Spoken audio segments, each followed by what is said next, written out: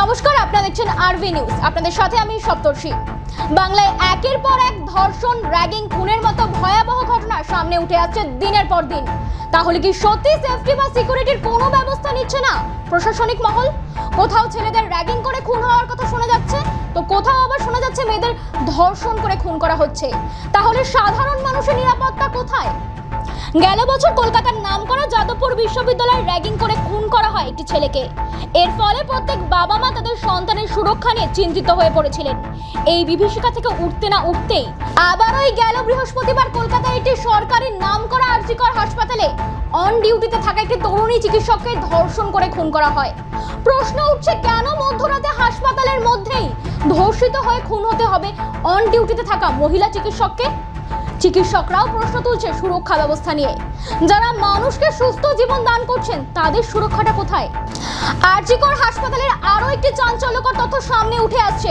ঘুমন্ত অবস্থাতেই ধর্ষণ করা হয় অভয়াকে। 36 ঘন্টা ডিউটির পর সেমিনার হলে বিশ্রাম করছিলেন অভয়া, তখনই তাকে ধর্ষণ করা হয় বলেই জানা যাচ্ছে। এই ঘটনাটির পরই আরজিকর হাসপাতালের আরো একটি গোপন তথ্য সামনে উঠে আসছে। হাসপাতাল সূত্রের খবর, মাস তিনেক আগেও এমনই একটি ঘটনা ঘটেছিল। সেদিন ভোররাতে যে ঘরে কর্মরত মহিলা চিকিৎসকরা বিশ্রাম নিচ্ছিলেন, সেই ঘরের মধ্যেই ঢুকে পড়েন কয়েকজন মত্ত যুবক।